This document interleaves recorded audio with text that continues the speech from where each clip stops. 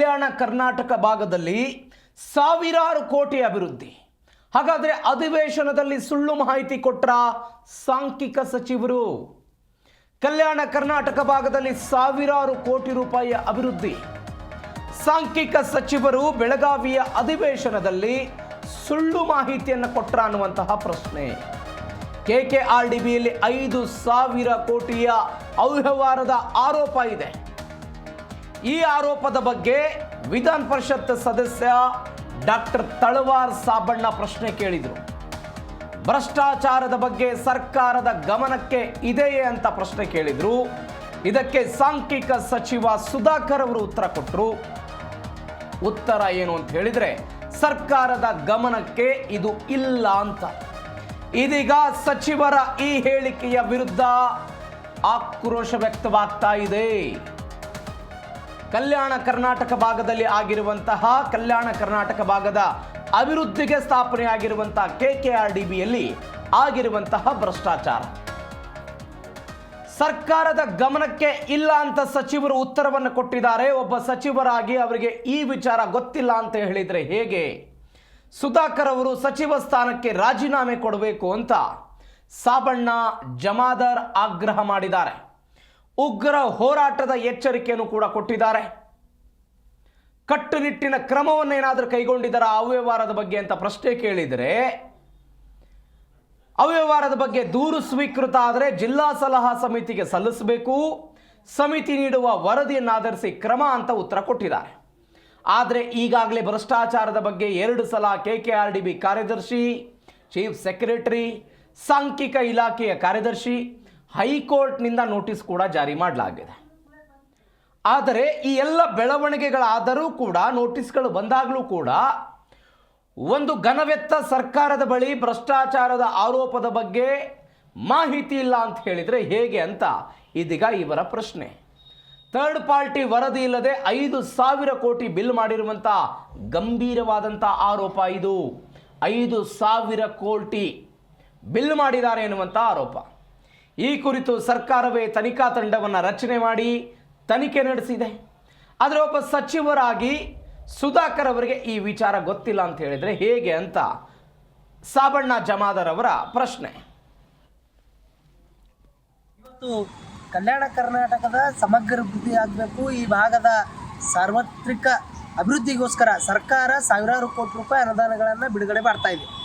ಆದರೆ ಇವತ್ತು ಏನು ಚಳಿಗಾಲದ ಅಧಿವೇಶನದಲ್ಲಿ ಒಬ್ಬರು ವಿಧಾನ ಪರಿಷತ್ ಸದಸ್ಯರು ಕೇಳಿರುವಂಥ ಪ್ರಶ್ನೆಗೆ ಏನು ಯೋಜನೆ, ಕಾರ್ಯಕ್ರಮ, ಸಂಯೋಜನೆ ಮತ್ತು ಸಾಂಖ್ಯಿಕ ಇಲಾಖೆಯ ಒಬ್ಬ ಹಿರಿಯ ಸಚಿವರು ತಪ್ಪು ಮಾಹಿತಿ ನೀಡುವ ಮೂಲಕ ಹೈದರಾಬಾದ್ ಕರ್ನಾಟಕದ ಜನರ ಮನಸ್ಸಿಗೆ ಘಾಸಿ ಉಂಟು ಮಾಡುವಂಥ ಕೆಲಸವನ್ನು ಮಾಡಿದ್ದಾರೆ.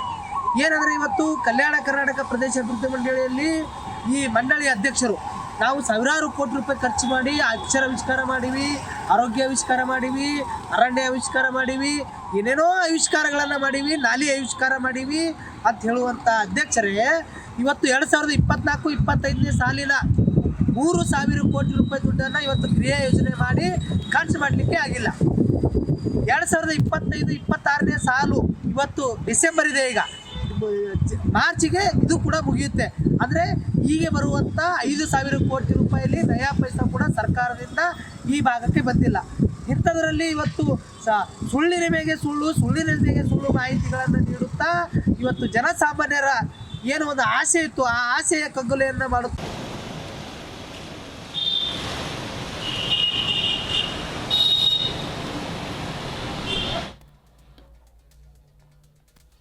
ಈ ಬಗ್ಗೆ ಹೆಚ್ಚಿನ ಡೀಟೇಲ್ಸ್ ಕೊಡ್ತಾರೆ ನಮ್ಮ ಪ್ರತಿನಿಧಿ ಭೀಮಪ್ಪ ಫೋನ್ ಸಂಪರ್ಕದಲ್ಲಿದ್ದಾರೆ. ಭೀಮಪ್ಪ, ಏನಿದು ಪ್ರಕರಣ? ಎಲ್ಲಿ ಹೋಯ್ತು 5,000 ಕೋಟಿ? ಹೋರಾಟಗಾರರು ಏನು ಹೇಳ್ತಾರೆ? ಹೌದು ಪ್ರಯಾಣ, ಏನಂದ್ರೆ ಇದು 2023ರಿಂದ ಈ ಕಡೆ ಏನಂದ್ರೆ ಸುಮಾರು 5,000 ಕೋಟಿ ರೂಪಾಯಿ ಏನಂದ್ರೆ ಥರ್ಡ್ ಪಾರ್ಟಿ ಇನ್ಸ್ಪೆಕ್ಷನ್ ಮಾಡಲಾರ್ದೆ ಏನಂದ್ರೆ ಕಾಮಗಾರಿಗಳು ಮಾಡಲಾಗಿದೆ KKRDBಯಲ್ಲಿ ಅಂತಕ್ಕಂಥ ಆರೋಪ ಕೇಳಿ ಬಂದಿತ್ತು. ಈ ಹಿನ್ನೆಲೆಯಲ್ಲಿ ಏನಂದ್ರೆ ಹೋರಾಟಗಾರ ಸಾಯಿಬಣ್ಣ ಜಮಾದಾರ್ ಎಂಬುವರು ಕೂಡ ನಿರಂತರವಾಗಿ ಹೋರಾಟ ಮಾಡಿಕೊಂಡು ಏನಂದ್ರೆ ದೂರುಗಳನ್ನು ಕೂಡ ನೀಡಿದ್ರು. ಈ ವಿಷಯಕ್ಕೆ ಸಂಬಂಧಿಸಿದಂತೆ ಇತ್ತೀಚೆಗೆ ಬೆಳಗಾವಿ ಅಧಿವೇಶನದಲ್ಲಿ ಸದನದಲ್ಲಿ ಏನಂದ್ರೆ MLC ತಳವಾರ್ ಸಾಹೇಬಣ್ಣ ಅವರು ಏನಂದ್ರೆ ಕೆಲವೊಂದು ಪ್ರಶ್ನೆಗಳನ್ನು ಸಚಿವ ಏನಂದ್ರೆ ಸುಧಾಕರ್ ಅವರಿಗೆ ಕೇಳಿದ್ರು. ಈ ಸಂದರ್ಭದಲ್ಲಿ ಸುಧಾಕರ್ ಅವರು ಏನಂದ್ರೆ ಸದನದಲ್ಲಿ ತಪ್ಪು ಮಾಹಿತಿ ನೀಡಿದ್ರೆ ಅಂತಕ್ಕಂಥ ಕೂಡ ಪ್ರಶ್ನೆ ಮೂಡ್ತಾ ಇದೆ. ಯಾಕಂದ್ರೆ ಸಾಹೇಬಣ್ಣ ಹೋರಾಟಗಾರ ಸಾಹೇಬಣ್ಣ ಜಾಮದಾರ್ ಹೇಳ್ತಕ್ಕಂಥದ್ದು ಏನಂದ್ರೆ ಈಗಾಗಲೇ ಏನಂದ್ರೆ ಹೈಕೋರ್ಟ್ ನಿಂದ KKRDB ಕಾರ್ಯದರ್ಶಿ ಮತ್ತು ಸರ್ಕಾರದ ಮುಖ್ಯ ಕಾರ್ಯದರ್ಶಿಗೆ 2 ನೋಟಿಸ್ ಜಾರಿ ಮಾಡಿದೆ. ಆದ್ರೆ ಸದನದಲ್ಲಿ ಸಚಿವ ಏನಂದ್ರೆ ಇದು ಸುಧಾಕರ್ ಅವರು ಏನಂದ್ರೆ ಸರ್ಕಾರಕ್ಕೆ ಮಾಹಿತಿನೇ ಇಲ್ಲ ಏನಂದ್ರೆ ಅವ್ಯವಹಾರ ನಡೆದ ಬಗ್ಗೆ ಅಂತ ಕೂಡ ಏನಂದ್ರೆ ಸದನದಲ್ಲಿ ಹೇಳಿದ್ದಾರೆ ಅಂತ ಅವರು ಆರೋಪ ಮಾಡ್ತಾ ಇರ್ತಕ್ಕಂಥದ್ದು. ಈ ನೆಲೆಯಲ್ಲಿ ಇನ್ನೊಂದಿಷ್ಟು ಏನಂದ್ರೆ KKRDB ಭಾಗದಲ್ಲಿ ಏನಂದ್ರೆ ಒಂದಿಷ್ಟು ಏನಂದ್ರೆ ಅಭಿವೃದ್ಧಿ ಕಾಮಗಾರಿಗಳು ಮಾಡ್ಲಿಕ್ಕೆ 5,000 ಕೋಟಿ ರೂಪಾಯಿ ಏನಂದ್ರೆ ಈ ಹಣ ಏನಂದ್ರೆ ಮೀಸಲಿಡಲಾಗಿತ್ತು. ಈ ಹಣದಲ್ಲಿ ಏನಂದ್ರೆ ಭಾರಿ ಅವ್ಯವಹಾರ ನಡೆದಿದೆ ಅಂತ ಕೂಡ ಏನಂದ್ರೆ ನಿರಂತರವಾಗಿ ಆರೋಪ ಕೇಳಿ ಬರ್ತದೆ. ಆದ್ರೆ ಸಚಿವರು ಏನಂದ್ರೆ ಸದನದಲ್ಲಿ ತಪ್ಪು ಮಾಹಿತಿ ನೀಡಿದ್ದಾರೆ ಎಂದು ಆರೋಪ ಕೇಳಿ ಬರ್ತಾ ಇದೆ. ಈ ನೆಲೆಯಲ್ಲಿ ಸಚಿವರು ರಾಜೀನಾಮೆ ನೀಡಬೇಕೆಂದು ಹೋರಾಟಗಾರ ಸಾಹೇಬಣ್ಣ ಅವರು ಏನಂದ್ರೆ ಒತ್ತಾಯ ಮಾಡ್ತಾ ಇದ್ದಾರೆ. ಒಟ್ಟಿನಲ್ಲಿ 5,000 ಕೋಟಿ ರೂಪಾಯಿ ಏನಂದ್ರೆ ಹಣದಲ್ಲಿ ಏನಂದ್ರೆ ಥರ್ಡ್ ಪಾರ್ಟಿ ಇನ್ಸ್ಪೆಕ್ಷನ್ ಮಾಡಲಾರ್ದೆ ಅಂದ್ರೆ ಬಿಲ್ ಮಾಡಿರ್ತಕ್ಕಂಥ ಆರೋಪ ಕೇಳಿ ಬಂದಿದೆ. ಈ ಹಿನ್ನೆಲೆಯಲ್ಲಿ ಸರ್ಕಾರ ಇದರ ಬಗ್ಗೆ ಗಂಭೀರವಾಗಿ ಪರಿಗಣಿಸಬೇಕಂತ ಕೂಡ ಹೋರಾಟಗಾರ ಸಾಹೇಬಣ್ಣ ಒತ್ತಾಯ ಮಾಡ್ತಾ ಇದ್ದಾರೆ. ಪ್ರವೀಣ್.